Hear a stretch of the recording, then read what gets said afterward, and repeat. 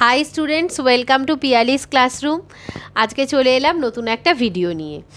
এই ভিডিওটাতে আমি একটা কোয়েশ্চেনের উত্তর দিতে চাই। আমার স্টুডেন্টরা আমাকে একটা প্রশ্ন করেছে।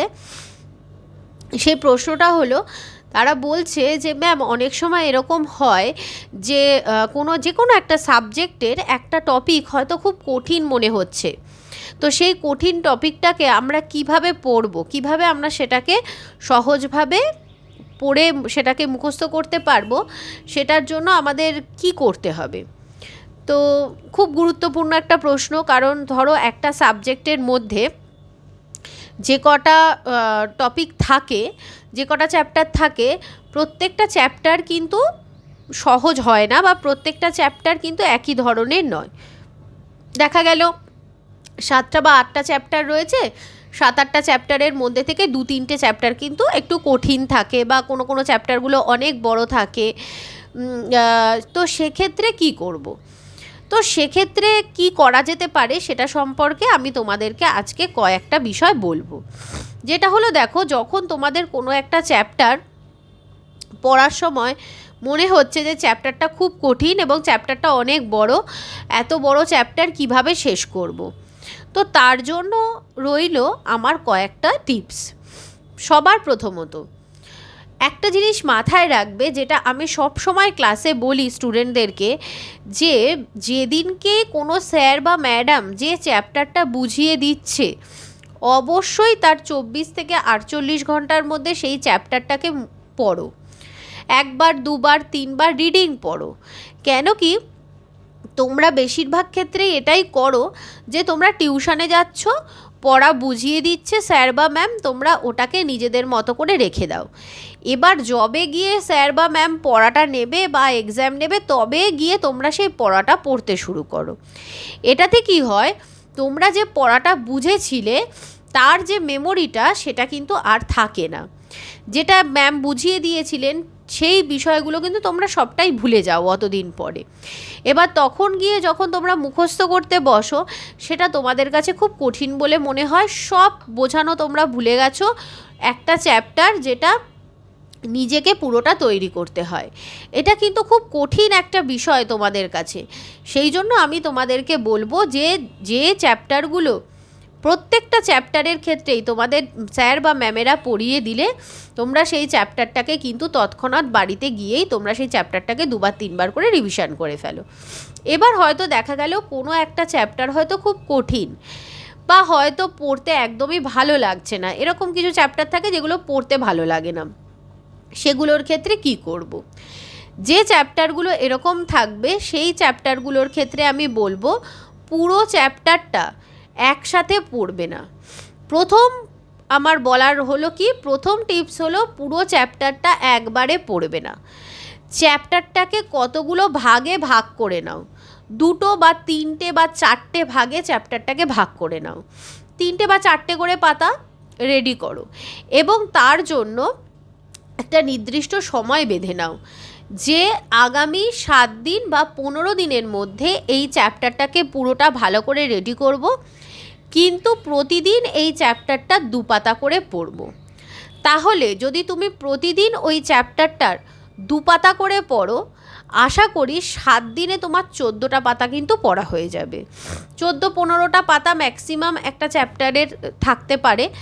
তো এইভাবে একটা নির্দিষ্ট রুটিন করে নাও এবং চ্যাপ্টারটাকে ছোট ছোট করে পড়ো।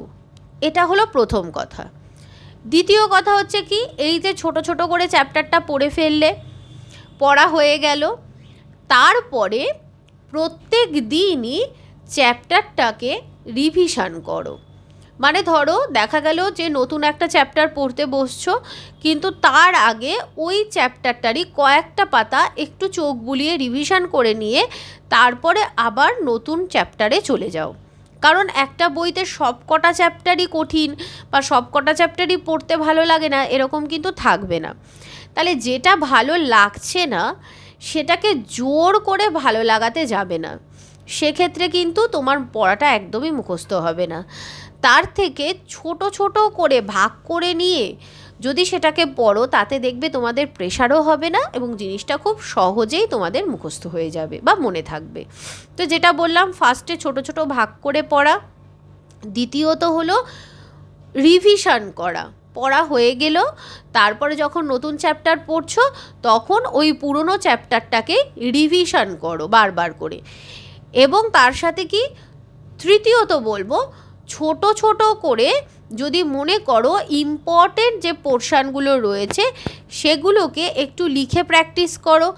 বা যদি ধরো তোমাদের পুরোটাই শর্ট থাকে, এমসিকিউ বেস হয়, তো সেক্ষেত্রে আমি বলবো যে তোমরা এমসিকিউ প্রশ্নগুলো এবার আস্তে আস্তে করে একটুখানি রেডি করতে শুরু করো বা পড়তে শুরু করো। এমসিকিউগুলোকে পড়লে এটা একটা পদ্ধতি হতে পারে। আর একটা পদ্ধতি হলো কি, ধরো তোমরা চ্যাপ্টারটা পড়লে, 2 বা 3টে পাতা পড়েছো, এবার এই 2 বা 3টে পাতায় যেরকম ধরো তোমাদের টিচার তোমাদেরকে বোঝায় সেরকমভাবে ওই 3টে বা 4টে পাতা তোমরা চেষ্টা করো নিজে থেকে যে তোমরা সেই 3-4টে পাতা বোঝাতে পারছো কি না।